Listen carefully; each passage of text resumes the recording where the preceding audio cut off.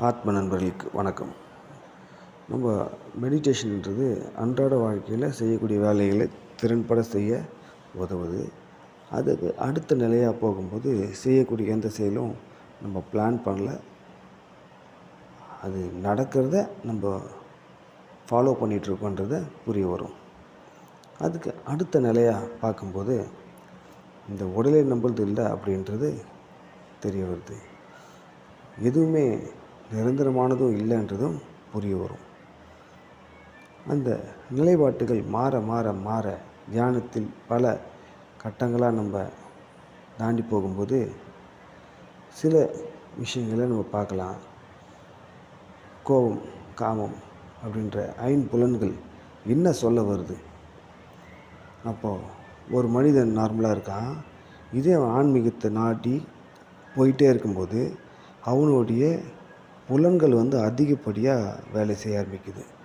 காமம், கோபம், ஆசை, ருசிப்பது என்பது எல்லாமே அதிகப்படியாக அவனுக்கு வேலை செய்ய ஆரம்பிக்குது. ஆன்மீகத்தில் நாட்டமும் அதிகமாகுது. இது எதுவும் கண்ட்ரோல் பண்ண முடியாதையும் போகுது. நீங்கள் நிறைய பேரை பார்க்கலாம். ஒரு மிகப்பெரிய கோபக்காரர் ஆனால் ஆன்மீகவாதி, ஒரு ப்ராஸ்டியூட் அப்படின்ற நிலைப்பாட்டில் இருக்கிறவங்களும் சரி மிகப்பெரிய ஆன்மீகவாதியாக இருப்பாங்க.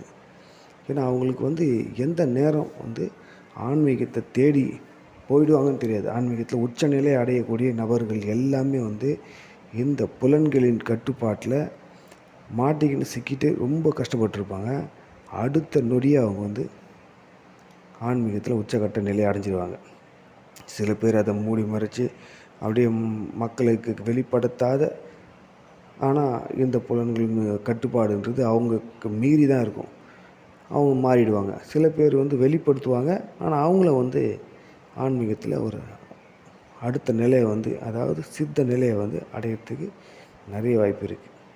அதனால் இப்போது நிறைய பேர் இந்த ஒரு நிலைப்பாட்டில் இருக்கும்போது என்னடா இது, நம்ம ஒரு பக்தியில் இருக்கோம், பக்தி மார்க்கத்தில் இருக்கோம், இப்படியெல்லாம் என்ன வருது? ஏன்னா அதை பற்றி கொஞ்சம் கூட யோசிக்காதீங்க.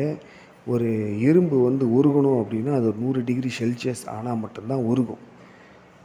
அப்போ அந்த 100 டிகிரின்றது நம்மளுடைய புலன்களோடைய உச்சக்கட்ட நிலை. அந்த நிலை அடைஞ்சால் மட்டும் அந்த உருகி அது தண்ணீர் போல் திரவமாக சமமாக எந்தவித சலனம் இல்லாத போயிட்டே இருக்கும். அதனால் நீங்கள் அதை பற்றி கவலைப்படாதீங்க. ஜஸ்ட் ஃபோக்கஸ் ஆன்மீகத்தில் அடுத்த லெவல் போகணுன்றது மட்டும் யோசிங்க.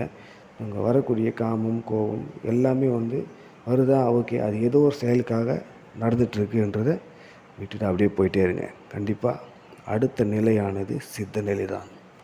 நன்றி.